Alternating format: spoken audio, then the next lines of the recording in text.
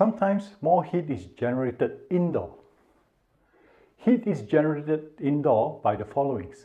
People, when we have a lot of gas in our house, it feels warmer. Cooking. Intense cooking generates a lot of heat.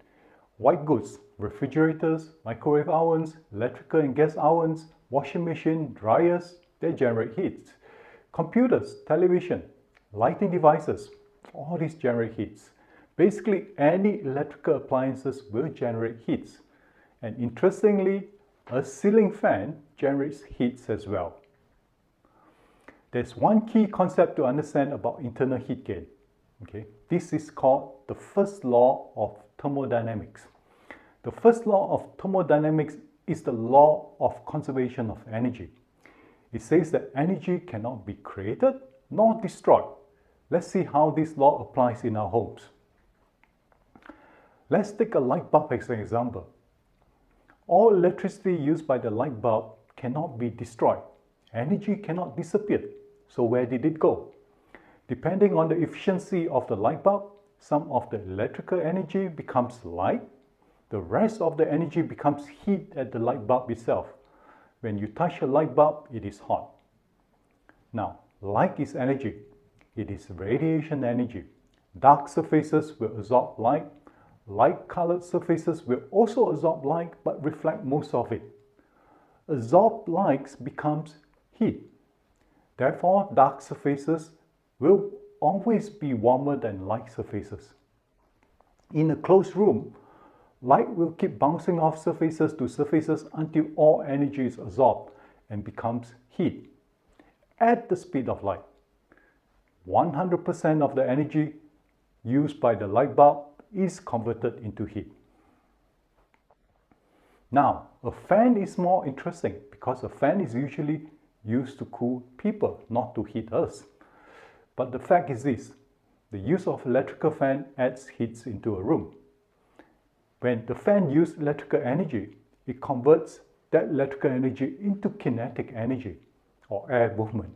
In a closed room, the air movement has friction around the surfaces of the wall, on our body, on tables, chairs, and friction converts kinetic energy into heat. However, a fan creates air movement, and air movements improves thermal comfort.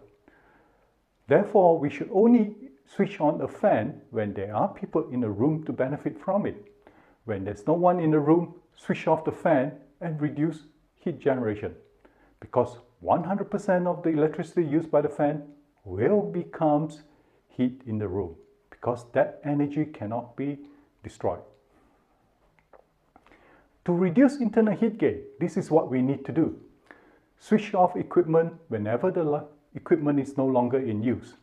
Your TV, computers, fan, lights, switch it off when you're not using it. Switch off electrical lights when daylight is available. For the same amount of light provided, diffuse daylight is cooler than electrical light, and it is free. The next step is to select the most energy efficient equipment available in the market. And energy efficient equipment is 2 to 4 times less electricity consuming than an inefficient equipment.